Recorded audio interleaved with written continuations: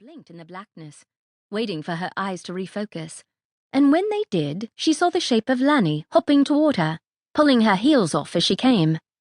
"Awful audience," she pronounced darkly, shoving her feet into black Oxfords. "Fuck 'em." Anna stripped Lanny of the negligee and opened her orange flower dress wide so she could step into it. Lanny popped the snap shut, and Anna cinched the belt as the lights rose on half a carousel and strings of fairy lights and bunting. Anna ran her hand quickly over the line of the dress, feeling for mistakes, then squeezed Lanny's arm, telling her she was okay to step on out. And out she bounded, literally kicking her heels up, high on all kinds of wild energy. In the corridor, on the way back to the dressing room, Anna met Dick, whose job it was to man the counter at the stage door. "There's a journalist downstairs, Wingate. Says he's got a meeting with Lanny.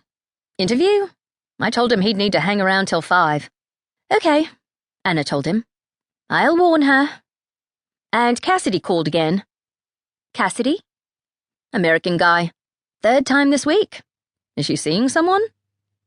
"No one she's mentioned. Is there a message?" "Just to say he'd called." As Act 3 drew to a close, Anna made lemon tea in the little kitchenette at the top of the stairs and buttered some bread. She watered Lanny's plants, and Agatha's for good measure. She cleared the rubbish from the dressing table. Wrappings from a malt loaf and small candies. Ticket stubs from a lunchtime showing of The Great Race. Lanny wasn't big on culture, but she liked the pictures. Every few afternoons, she'd take herself off to a matinee at the Empire on Leicester Square. What's New, Pussycat? How to Murder Your Wife. Nothing too serious, nothing tragic.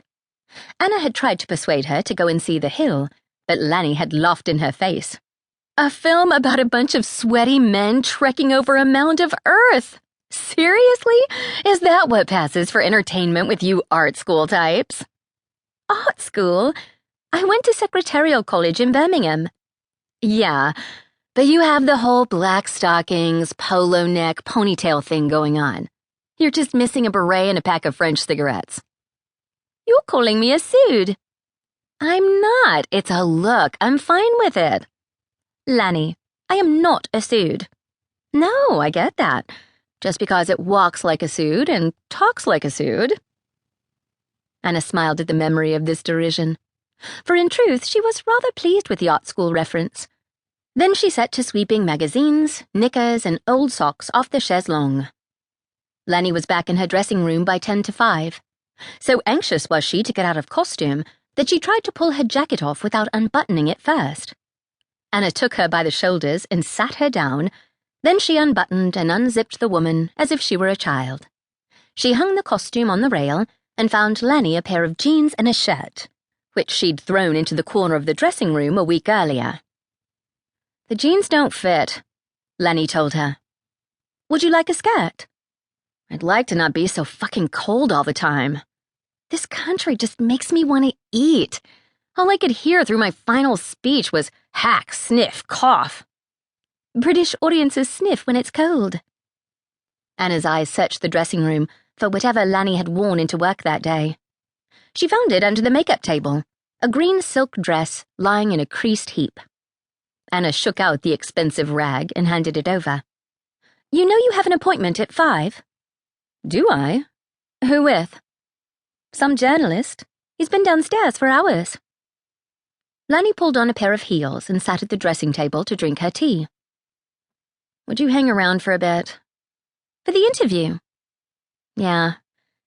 Sometimes journalists can be a bit sleazy. I haven't got the energy for all that crap."